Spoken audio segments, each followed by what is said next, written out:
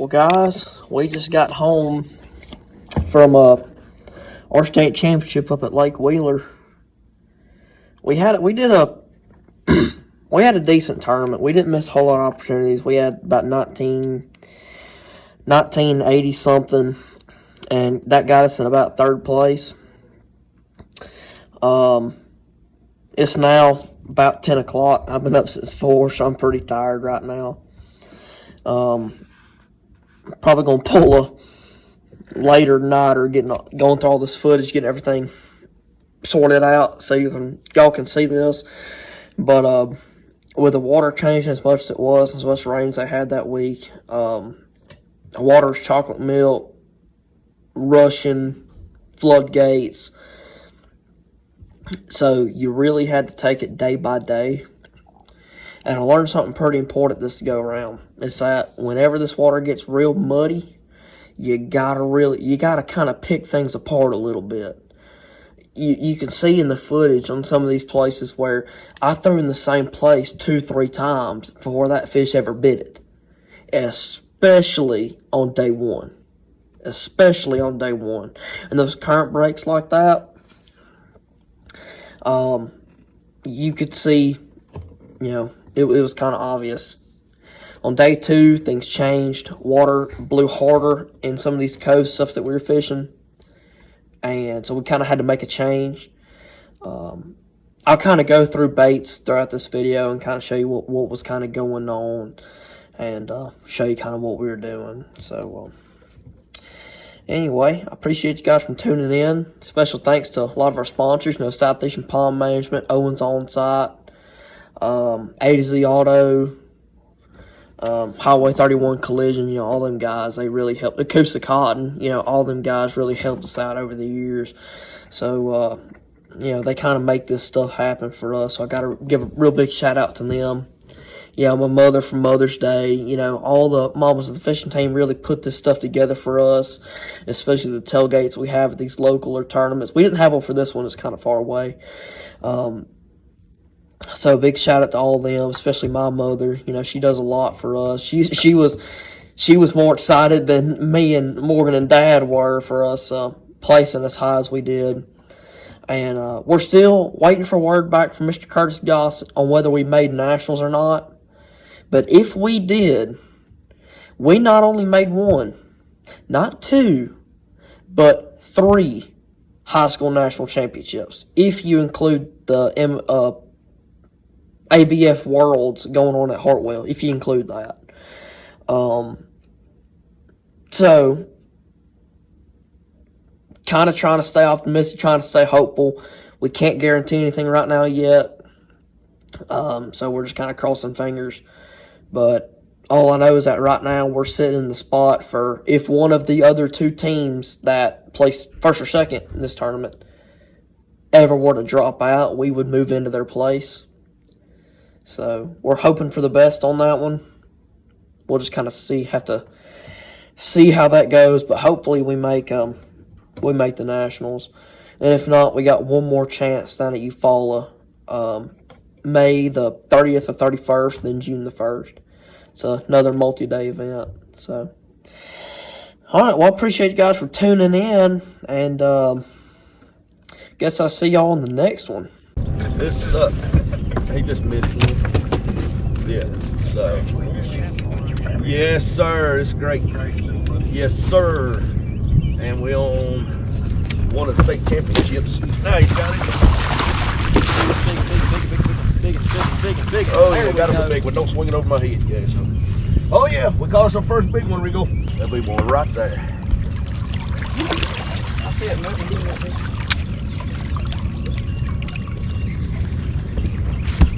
Yep. Mo. That's weird. You saw that grass moving? Yep. I know there's one in there. Yep, right up against it, too. Pop it back down in there.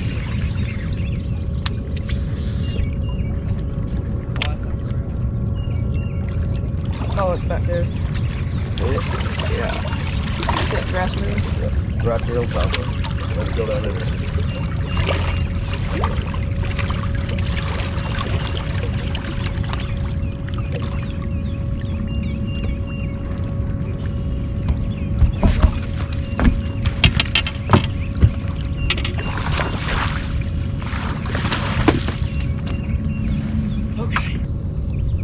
back that way.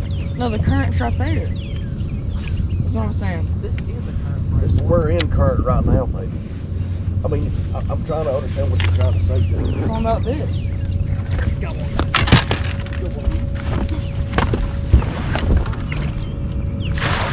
It's like a 4-pounder. Dude, it's like a 4-pounder. Net him. Get. I can't put it in the net. Okay. Oh, God, I'm shaking.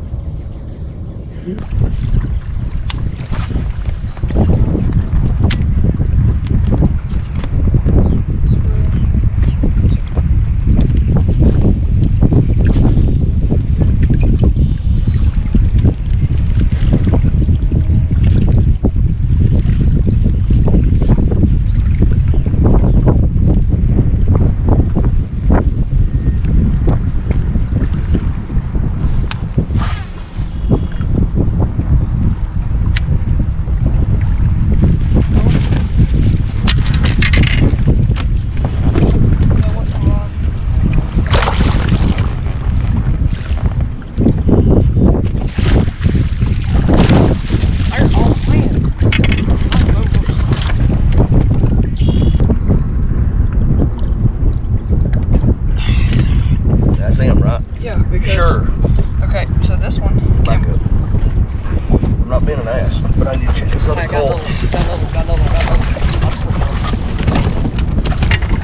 There's too many fish. Alright, this one...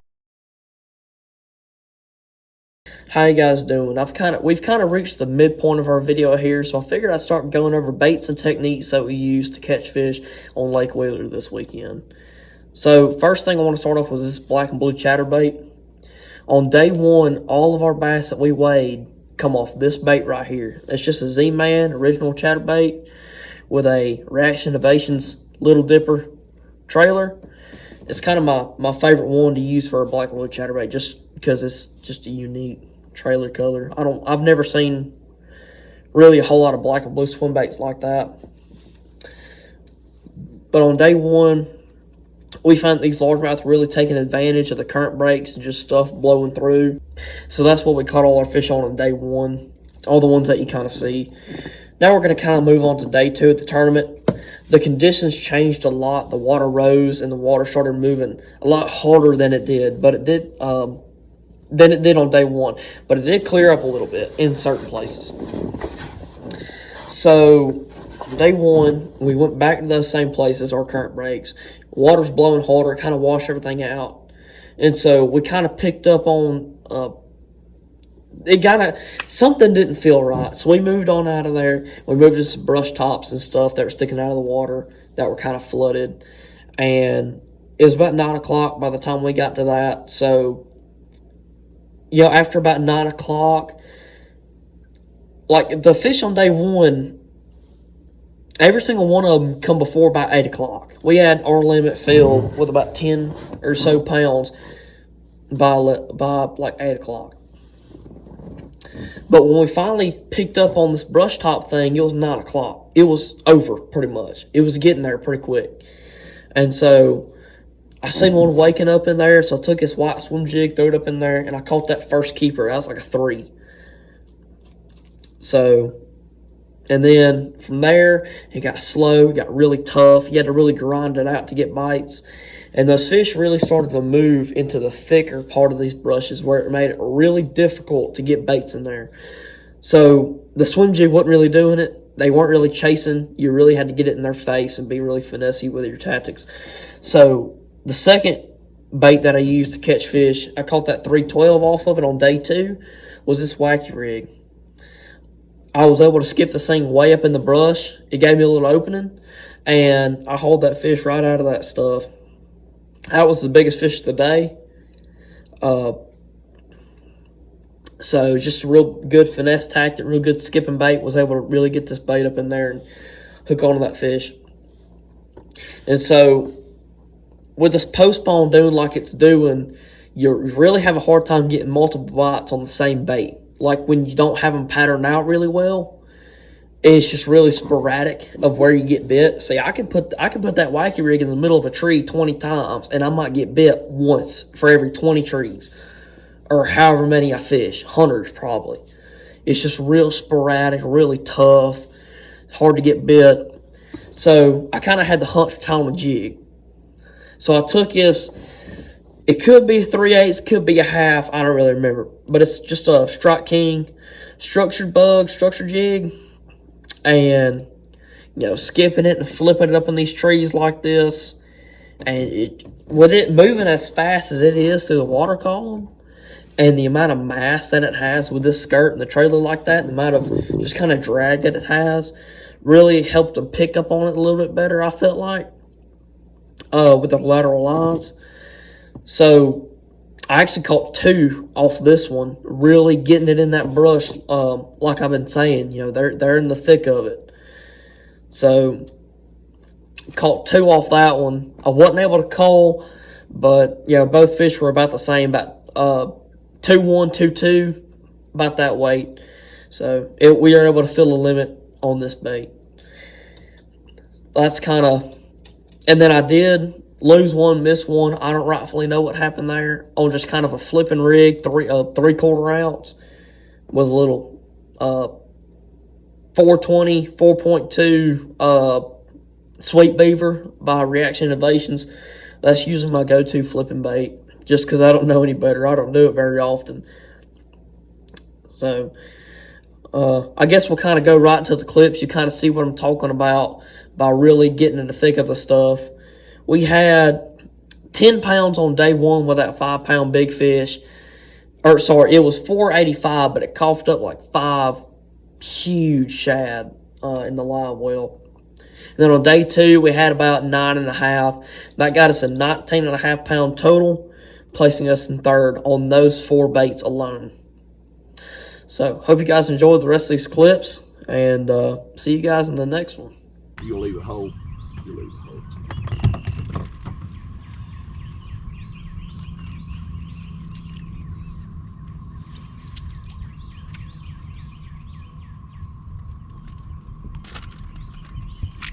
Got one.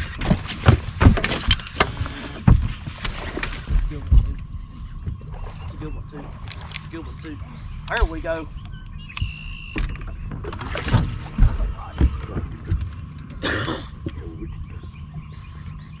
It's official. There's no fishing with lily pads.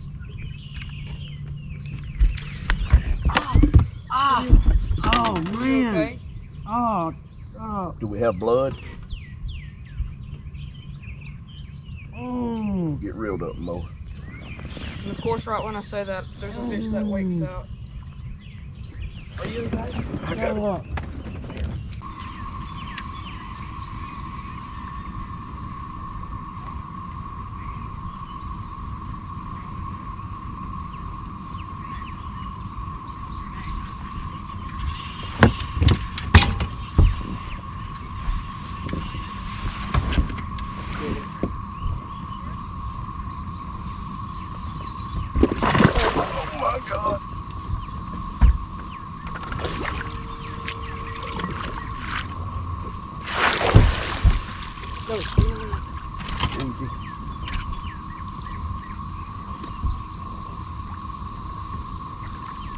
He's barely hooked. He's barely hooked.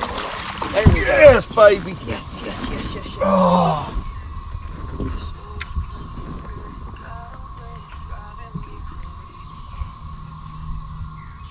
Oh my God.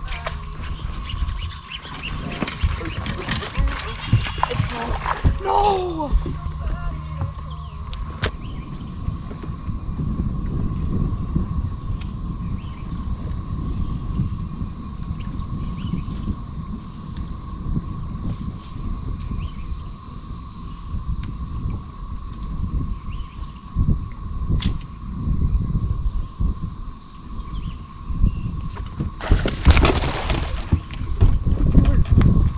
Swing him in here.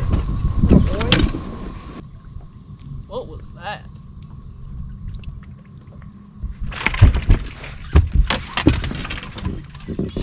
Man, I freaking had him too.